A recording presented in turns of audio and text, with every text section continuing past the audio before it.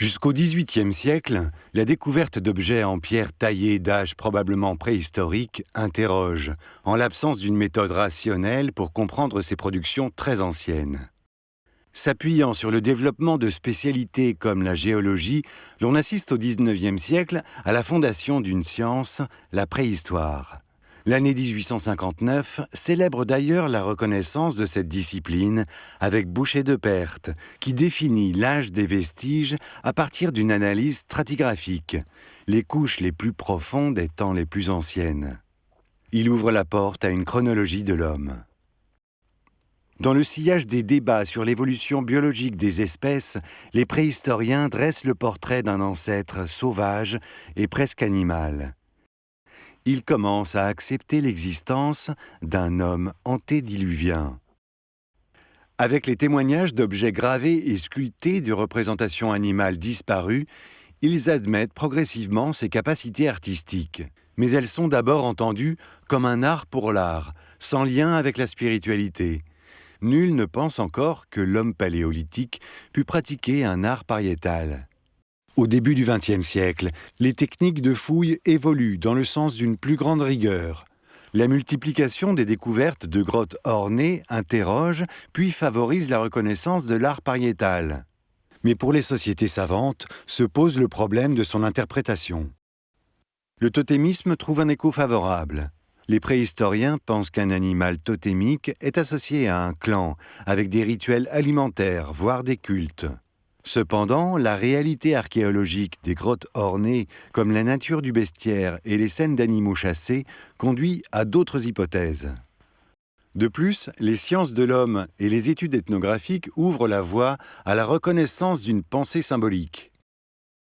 Une nouvelle hypothèse se développe, la magie sympathique. Elle est soutenue activement par l'abbé Breuil, un préhistorien qui va profondément marquer une science encore très jeune. Selon cette approche, la représentation des animaux dans les cavernes vise à rendre la chasse abondante et à multiplier le gibier, ainsi qu'à détruire les animaux nuisibles.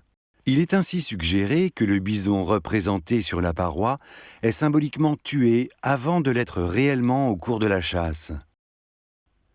Le mouvement structuraliste s'impose à partir des années 1960 dans les nombreuses disciplines des sciences humaines.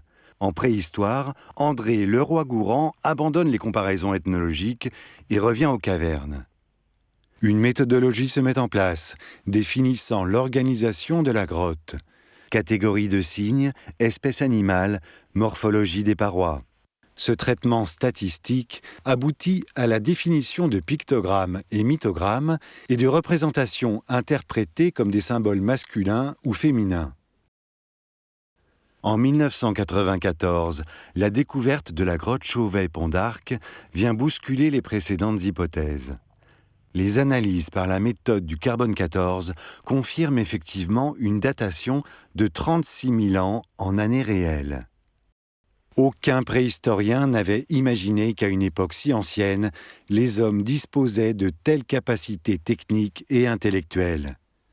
Les données stylistiques de la grotte, la présence d'animaux disparus dont de nombreux prédateurs, ours, lions, rhinocéros, et surtout l'ancienneté et la virtuosité des représentations remettent en cause la notion d'évolution linéaire.